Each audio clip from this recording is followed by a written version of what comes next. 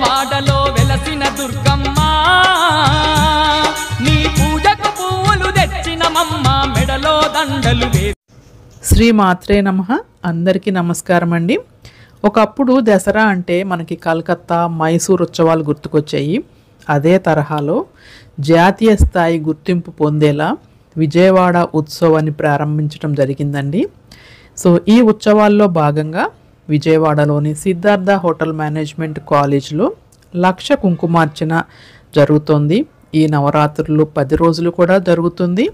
So చాలామంది అయితే రోజు వస్తున్నారు, కుంకుమ పూజ చేసుకుంటున్నారు. ఒక భారీ సెట్టింగ్తో భక్తిభావంతో అందరూ వచ్చి ఇక్కడ కుంకుమార్చనలో పాల్గొంటున్నారు. సో నేను కూడా ఒకరోజు వచ్చాను ఇక్కడికి. సో కొంచెం ముందే వచ్చి నేను ఇదంతా కూడా వీడియో తీస్తున్నాను. మీ అందరికీ కూడా తెలియజేస్తే ఇక్కడ దగ్గరలో విజయవాడ వాళ్ళు లేదంటే చుట్టుపక్కల వాళ్ళు ఎవరైనా కూడా ఈ కుంకుమ పూజలో పాల్గొంటారు అనే ఉద్దేశంతో నేను ఈ వీడియో చేస్తున్నానండి. సో ఇక్కడ అసలు ఎంత అమ్మవారిని చూస్తుంటే అసలు ఎంత అందంగా అలంకరించారంటే కేవలం అమ్మవారే కాదండి, అన్ని దేవుళ్ళు దేవతలు ఒకే చోట కొలువున్నట్టు అంత బాగా ఉంటుందన్నమాట. చూడటానికి కన్నుల నిండుగా ఉంటుంది. చూడండి ఇక్కడ వినాయకుడు చూడండి ఎంత అందంగా ఉందో విగ్రహం. ఇక్కడ కుంకుమ పూజకి వచ్చేవాళ్ళు ఎటువంటి సామాగ్రి తీసుకురావాల్సిన అవసరం లేదండి, అన్నీ కూడా ఇక్కడే ఇస్తారు. ఇదిగోండి నంది, అయ్యప్ప స్వామి చూడండి ఎంత అందంగా ఉన్నాయో విగ్రహాలు. ఇదిగోండి ఇక్కడ శివలింగం ఉందండి.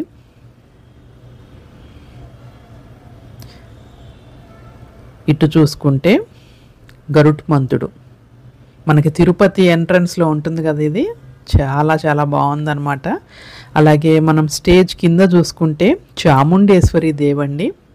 అలాగే ఇక్కడ నంది శివలింగం అండి, ఇక్కడ ఎప్పుడు అభిషేకాలు చేస్తూ ఉంటారు.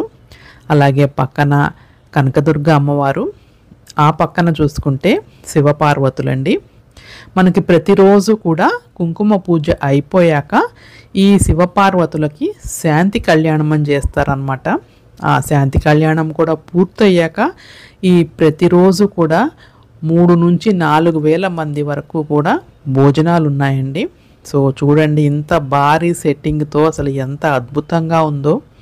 సో ఇక్కడ వేరే టెంపుల్స్లో అయితే మనము గుళ్ళో వీడియోస్ అది అలౌ చేయరు కదా, ఇక్కడ చక్కగా అలౌ చేస్తారు. సో వీడియోస్ తీసుకోవచ్చు, ఫొటోస్ దిగవచ్చు, కుంకుమ పూజ చేసుకోవచ్చు. పూజకు కావాల్సిన సామాగ్రి అంతా కూడా వాళ్ళే ఇస్తారు. కింద కూర్చోలేని వాళ్ళు కుర్చీలు కూడా ఉంటాయండి, కింద అయినా కూర్చోవచ్చు, కుర్చీల్లో అయినా కూర్చుని చేసుకోవచ్చు. ఆ తర్వాత కళ్యాణం కూడా చూసుకుని భోజనాలు చేసి చక్కగా ఇళ్ళకి వెళ్ళొచ్చు. ఈ కుంకుమ పూజకి ఒక రోజు వస్తే మళ్ళీ రెండో రోజు రాకూడదని ఏం లేదండి, మీకు రావాలంటే మొత్తం 10 రోజులు రావచ్చు. ఈ కార్యక్రమాన్ని అంతా కూడా వీడియో తీశాను, మీరు తిలకించండి. ఈ కుంకుమ పూజ కన్నా ముందు ప్రతిరోజు కూడా చండీ యాగం చేస్తారండి. దంపతులు ఎవరైనా కూడా పార్టిసిపేట్ చేయొచ్చు.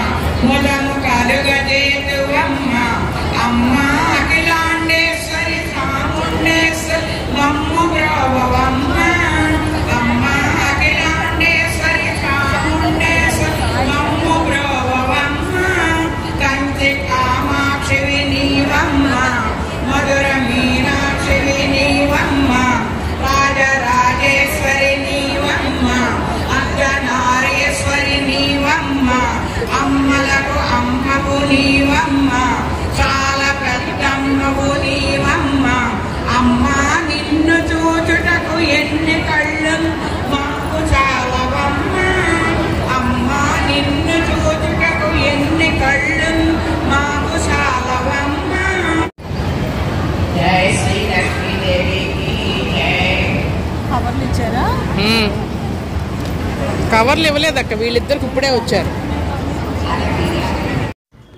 ఇప్పుడు మీరు చూస్తున్న పూజా సామాగ్రి నాకు ఇచ్చిందండి. పసుపు, కుంకుమ, గంధము, అక్షితలు, పూలు, తమలపాకులు, రూపు కూడా ఇచ్చారు. కుంకుమార్చన ప్రారంభించే ముందు మనకి ఇచ్చిన పసుపుతో పసుపు గణపతిని తయారు చేసుకొని బొట్లు పెట్టుకొని పూజ అనేది ప్రారంభిస్తాము. వేద పండితులు లలితా సహస్రనామం చదువుతూ ఉండగా మనము కుంకుమార్చన చేస్తూ ఉంటాము.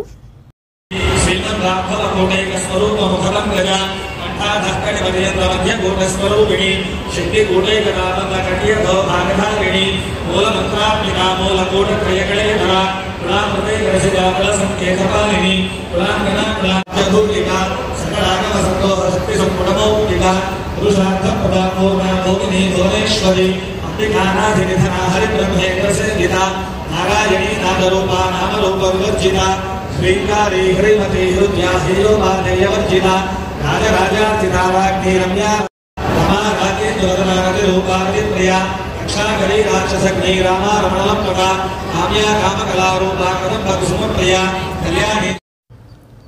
కుంకుమార్చన జరుగుతూ ఉండగా అమ్మవారికి ధూపదీప నైవేద్యాలను సమర్పించారండి. అలాగే ప్రతిరోజు సాయంత్రం లలితా విష్ణు సహస్రనామ పారాయణాలు కూడా ఉంటాయి. అలాగే నవహారతులు కూడా ఉంటాయండి. సో ఇంకా విజయవాడ లేదా చుట్టుపక్కల వారు ఈ కార్యక్రమం గురించి ఇంకా తెలియకపోతే ఈ వీడియో ద్వారా వస్తారని ఆశిస్తున్నాను. ఇదిగోండి, ఇప్పుడు కుంకుమార్చన పూర్తయింది. ఇదంతా కూడా మనం కుంకుమని తీసుకెళ్ళిపోవచ్చు ఇంటికి. అలాగే ఇప్పుడు కుంకుమార్చన అనంతరం శివపార్వతుల శాంతి కళ్యాణం కూడా ఉంటుంది, అది కూడా చూద్దాము.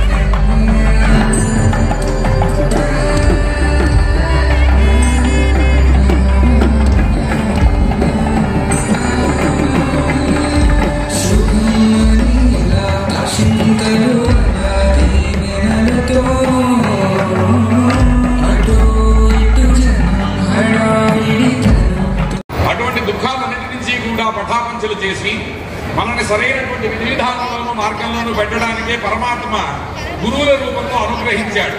ఆయనే మనం చేసేటువంటి పని ఏదైతే ఉందో అది సిద్ధిస్తుంది. అందువల్ల దానికే సిద్ధి బుద్ధి అని పేరు అన్నమాట. అంతేగాని ఆయన భార్యలు కాదు.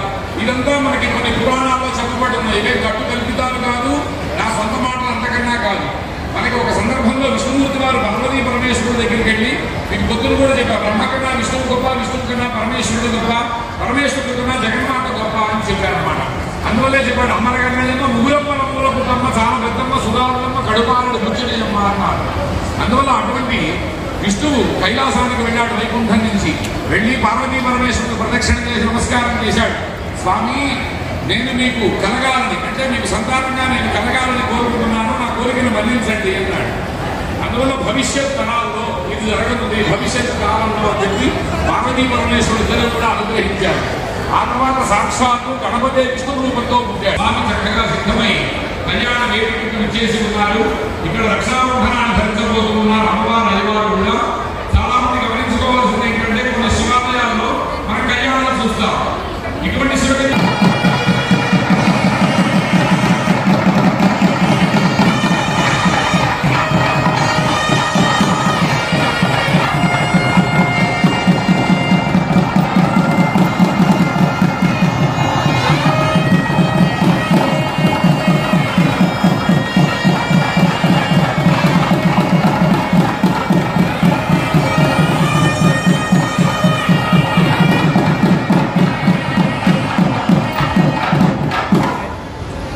కొన్ని చోట్ల కళ్యాణాలు చూసుకుంటాం.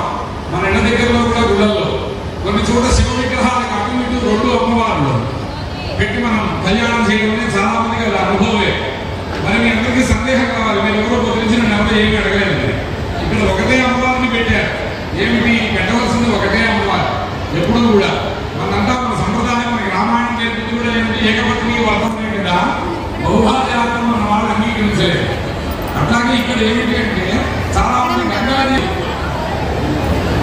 వీడియో మీ అందరికీ నచ్చిందని భావిస్తాను. మన ఛానల్ని ఎవరైనా ఫస్ట్ టైం చూస్తున్నట్లయితే తప్పకుండా సబ్స్క్రైబ్ చేసుకోండి, వీడియోని లైక్ చేయండి, అలాగే మీ ఫ్రెండ్స్ అండ్ రిలేటివ్స్కి షేర్ చేయండి. ఈ వీడియో ద్వారా ఈ కార్యక్రమం గురించి మరో 10 మందికి తెలియజేయాలనే నా ఈ చిన్ని ప్రయత్నం. అందరికీ ముందుగా దసరా శుభాకాంక్షలు. సర్వే జన సుఖినో భవంతు. ధన్యవాదాలు. విజయవాడలో వెలసిన దుర్గమ్మ, నీ పూజకు పువ్వులు తెచ్చినమమ్మ, మెడలో దండలు వేసినమమ్మ, మెండుగ మమ్ము